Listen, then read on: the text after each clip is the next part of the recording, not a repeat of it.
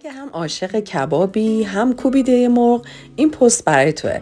میخوام تو این پست آموزش کباب دورنگ رو بهت یاد بدم که خیلی خوشمزه و پرطرفداره. واسه کوبیده مرغ گوشت فیله رو به همراه رون مرغ چرخ کردم، پیاز، فلفل دلمه، ادویه، زعفرون، آرد سوخاری زدم و حسابی ورز دادم.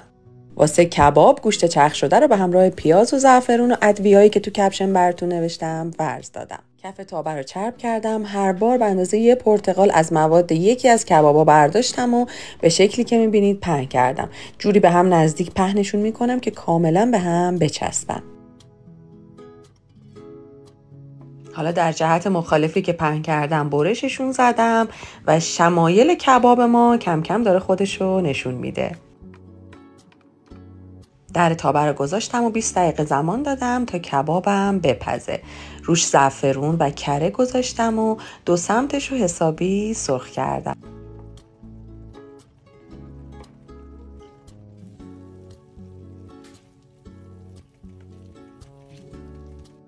کوبیده دورنگ جذاب ما آماده است. انقدر راحت و سریع و خوشمزه است که عاشقش میشید.